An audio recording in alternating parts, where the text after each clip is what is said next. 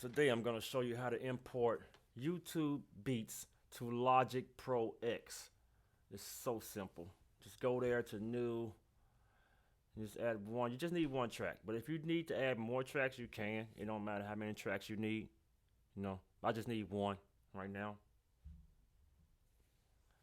So we do that there, and you don't need none of that. You don't need none of that.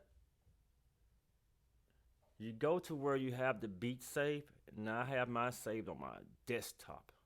So I'm just gonna grab one of these YouTube beats, and I just grab it and just drag it over there.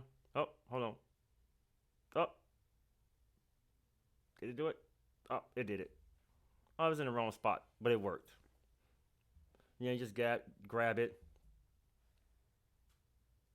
It's that simple. I'm gonna play it. You can't hear it because it's a YouTube beat. I'm not gonna play it, but it plays. So right here, I'm gonna show you how to import a track by going to File and down to Audio File. Scroll down to Input, then go down to Audio File.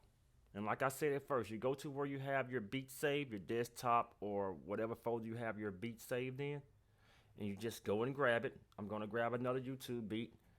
Just gonna grab this one here. Well, I didn't have to grab it, I just click on it and press Import. And there you go.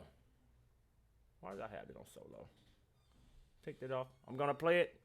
You can't hear it because it's a YouTube beat, but it plays. Thank you. Subscribe to the channel. I appreciate y'all checking it out.